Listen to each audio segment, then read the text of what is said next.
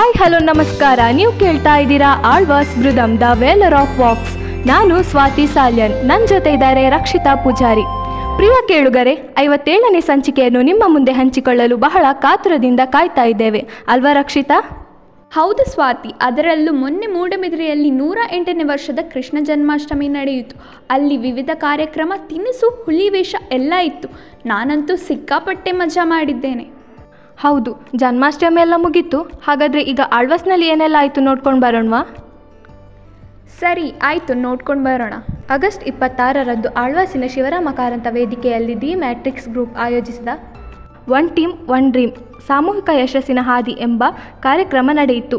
ಮಾಜಿ ವಿಧಾನ ಪರಿಷತ್ ಸದಸ್ಯ ಗಣೇಶ್ ಕಾರ್ಣಿಕ್, ಎಲ್ಲರೂ ಒಂದೇ ಮನಸ್ಸಿನಿಂದ ಒಂದು ನಿಗದಿತ ಗುರಿಯೆಡೆಗೆ ಹೆಜ್ಜೆ ಹಾಕಿದಾಗ ಯಶಸ್ಸು ನಮ್ಮದಾಗುತ್ತದೆ ಎಂದು ಹೇಳಿದರು. ಕಾರ್ಯಕ್ರಮದಲ್ಲಿ ಆಳ್ವಾಸ್ ಕಾಲೇಜಿನ ಪ್ರಾಂಶುಪಾಲ ಡಾಕ್ಟರ್ ಕುರಿಯನ್, ಆಡಳಿತಾಧಿಕಾರಿ ಬಾಲಕೃಷ್ಣ ಶೆಟ್ಟಿ, ಕುಲಸಚಿವರು ಮೌಲ್ಯಮಾಪನ ಡಾಕ್ಟರ್ ನಾರಾಯಣ ಶೆಟ್ಟಿ ಇದ್ದರು. ಹೌದು, ಆಗಸ್ಟ್ 28ರಂದು ಯುವವಾಹಿನಿ ಮೂಡಬಿದಿರೆ ಹಾಗೂ ಆಳ್ವಾಸ್ ಶಿಕ್ಷಣ ಪ್ರತಿಷ್ಠಾನ ಸಹಯೋಗದಲ್ಲಿ ಆಯೋಜಿಸಿದ್ದ ಶ್ರೀ ಗುರುನಾರಾಯಣ ಜಯಂತಿ ಪ್ರಯುಕ್ತ ಗುರುಸ್ಮರಣೆ ಕಾರ್ಯಕ್ರಮ ಆಳ್ವಾಸಿನ ಕುವೆಂಪು ಸಭಾಂಗಣದಲ್ಲಿ ನಡೆಯಿತು. ಸಮಾಜ ಸುಧಾರಕ ನಾರಾಯಣ ಗುರು ಒಂದೇ ಜಾತಿ ಧರ್ಮದ ಗುರುವಲ್ಲ. ಅವರು ಹೇಳಿದ ಹಾಗೆ ಒಂದೇ ಜಾತಿ, ಒಂದೇ ಮತ, ಒಂದೇ ದೇವರು ಎನ್ನುವುದು ಮನುಷ್ಯ ಧರ್ಮದ ಸಾರ. ಚತುರ್ವರ್ಣ ಕರಾಳ ವ್ಯವಸ್ಥೆಯ ವಿರುದ್ಧದ ಹೋರಾಟವೇ ನಾರಾಯಣ ಗುರುಗಳ ಸಮಾಜ ಸುಧಾರಣೆ ಎಂದು ಆಳ್ವಾಸ್ ಶಿಕ್ಷಣ ಪ್ರತಿಷ್ಠಾನದ ಅಧ್ಯಕ್ಷ ಡಾಕ್ಟರ್ ಎಂ ಮೋಹನ್ ಆಳ್ವ ಹೇಳಿದರು.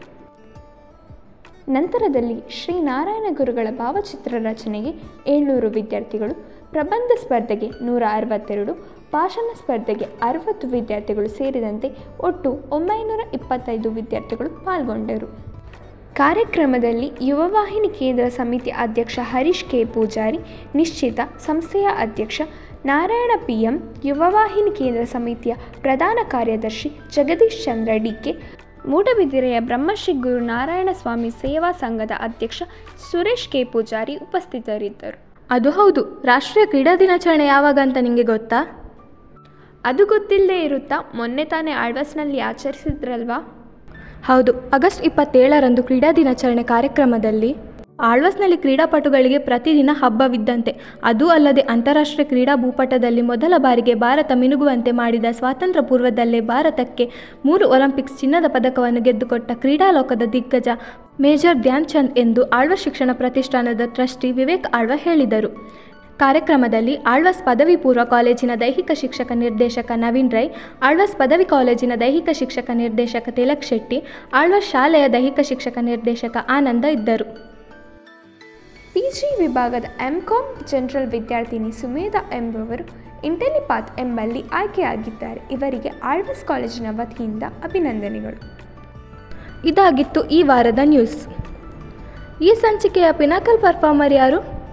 ಇವತ್ತಿನ ಸಂಚಿಕೆಯ pinnacle performer advocate Prakash L Shetty. ಇವರ ಬಗ್ಗೆ ತಿಳಿಯೋಣ. ಮಹಾರಾಷ್ಟ್ರದಲ್ಲಿ ರಾಷ್ಟ್ರೀಯ ತನಿಖಾ ಸಂಸ್ಥೆ NIA ಪ್ರತಿನಿಧಿಸಲು ಆಯ್ಕೆಯಾಗಿರುವ 5 ವಿಶೇಷ ಪಬ್ಲಿಕ್ ಪ್ರಾಸಿಕ್ಯೂಟರ್ಗಳ ಸಮಿತಿಯಲ್ಲಿ ಪ್ರಸ್ತುತ ಮುಂಬೈಯಲ್ಲಿ ವಕೀಲಿ ವೃತ್ತಿ ನಡೆಸುತ್ತಿರುವ ಮೂಡುಬಿದಿರೆಯ ಕಡಂದಲೆಯ ಪರಾರಿಯ ಪ್ರಕಾಶ್ ಶೆಟ್ಟಿ ಕೂಡ ಒಬ್ಬರಾಗಿದ್ದಾರೆ. ಪ್ರಕಾಶ್ ಎಲ್ ಶೆಟ್ಟಿ ಹಲವಾರು ಕ್ರಿಮಿನಲ್ ಪ್ರಕರಣಗಳನ್ನು ಯಶಸ್ವಿಯಾಗಿ ವಾದಿಸುವ ಮೂಲಕ ಪ್ರಮುಖ ವಕೀಲರಾಗಿ ಹೊರಹೊಮ್ಮಿದ್ದಾರೆ. ಇವರು ಸಮಾಜ ಸೇವೆಯಲ್ಲೂ ತಮ್ಮನ್ನು ತೊಡಗಿಸಿಕೊಂಡಿದ್ದಾರೆ.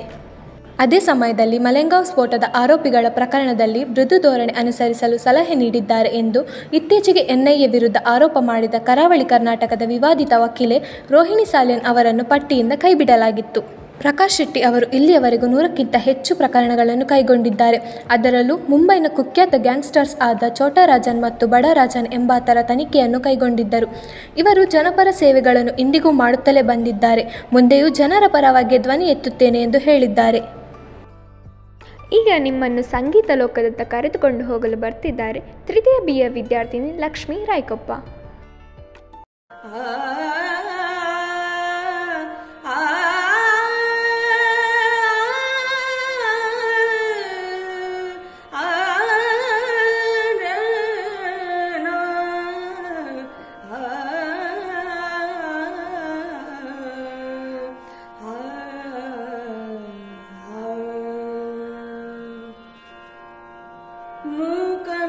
ಮೂಕನಾಗಬೇಕು ಜಗದೊಳು ಜ್ವಾಕ್ಯಾಗಿರಬೇಕು ಮೂಕ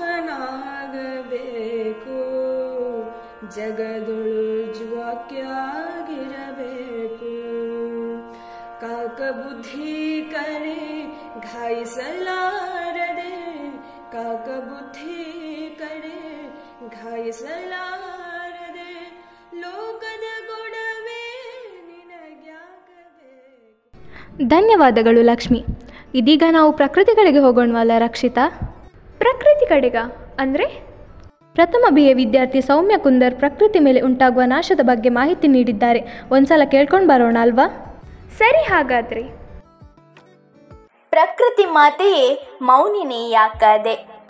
ಹಚ್ಚ ಹಸಿರಿನಿಂದ ಕೂಡಿದ ದಟ್ಟವಾದ ಕಾಡು, ಎತ್ತರದ ಪರ್ವತ ಶ್ರೇಣಿಗಳು, ಪರ್ವತದ ತಪ್ಪಲಿನಿಂದ ಹುಟ್ಟುವ ನದಿಗಳ ಜುಳುಜುಳು ನಾದ, ಸುತ್ತಲೂ ಹಬ್ಬಿರುವ ಕಾನನದಲ್ಲಿ ಹಕ್ಕಿಗಳ ಚಿಲಿಪಿಲಿ ಸದ್ದು, ನೆತ್ತಿಯ ಮೇಲೆ ಸುಡು ಬಿಸಿಲು ಬಂದರೂ ವಿಸ್ತಾರವಾಗಿ ಆಶ್ರಯಿಸುವ ನೆರಳು, ಸೂರ್ಯನ ಶಾಖಕ್ಕೆ ವೃಕ್ಷಗಳ ತಂಪು ತಂಗಾಳಿ. ಆಹಾ, ಎಷ್ಟು ಮುದ ನೀಡುತ್ತಿತ್ತು ಅಲ್ವಾ ಆ ದಿನಗಳು. ಆದರೆ ಇಂದು ಮಾನವನ ದೌರ್ಜನ್ಯ ಮಾನವರ ಮೇಲೆ ನಡೆಯುತ್ತಿದೆಯಲ್ಲದೆ ಪ್ರಕೃತಿ ಮಾತೆಯ ಮೇಲೂ ನಡೆಯುತ್ತಿದೆ. ಮಾನವ ತನ್ನ ಜೀವನಕ್ಕಾಗಿ, ತನ್ನ ಉಪಯೋಗಕ್ಕಾಗಿ ತನಗೆ ಹೇಗೆ ಬೇಕೋ ಆ ರೀತಿ ಬದುಕುತ್ತಿದ್ದಾನೆ. ತನ್ನ ಆಶ್ರಯಕ್ಕೆ ಪ್ರಾಣಿ ಪಕ್ಷಿಗಳಿಗಿದ್ದ ಆಶ್ರಯವನ್ನೇ ಕಡಿಯುತ್ತಿದ್ದಾನೆ. ತಾನು ಸಿರಿವಂತನಾಗಬೇಕೆಂದು ಪ್ರಕೃತಿ ಮಾತೆಯ ಶ್ರೀಮಂತಿಕೆಯನ್ನೇ ಕಿತ್ತುಕೊಳ್ಳುತ್ತಿದ್ದಾನೆ. ಹಚ್ಚ ಹಸಿರಿನಿಂದ ಕಂಗೊಳಿಸುತ್ತಿದ್ದ ಭೂಮಿ ಇಂದು ಹಸಿರಿನ ಅಂಶವೇ ಕಾಣದ ಹಾಗಾಗಿದೆ. ದಟ್ಟ ಅರಣ್ಯಗಳಿಂದು ಬರಡು ಪ್ರದೇಶಗಳಾಗಿವೆ. ಮಾನವ ಹಣದಾಸೆಗಾಗಿ ತನಗೆ ಆಶ್ರಯ ಕಲ್ಪಿಸಿದ ಭೂಮಿ ತಾಯಿಯನ್ನೇ ಬರಡಾಗಿಸಲು ಹೊರಟಿದ್ದಾನೆ. ಸರಾಗವಾಗಿ ಪ್ರಕೃತಿಯ ನಾಶಕ್ಕಾಗಿ ಶ್ರಮಿಸುತ್ತಿರುವ ಮಾನವನಿಗೆ ಪ್ರಕೃತಿ ತನ್ನ ನಾಶವನ್ನು ಒಂದು ದಿನ ಮಾಡುತ್ತದೆ ಎಂಬ ಅರಿವಿಲ್ಲದವನಂತೆ ವರ್ತಿಸುತ್ತಿದ್ದಾನೆ. ಭೂಕುಸಿತ, ಚಂಡಮಾರುತ, ಅತೀವ ಮಳೆಯಿಂದಾಗಿ ಜನರು ಸತ್ತರೆ ಪ್ರಕೃತಿ ನೀ ಎಷ್ಟು ಕ್ರೂರಿ ಎಂದು ತೆಗಳುವ ಮಾನವನಿಗೆ ತಾನು ಪ್ರಕೃತಿಯ ಮೇಲೆ ಎಸಗುತ್ತಿರುವ ಧೋರಣೆ ಕಾಣಿಸುತ್ತಿಲ್ಲ.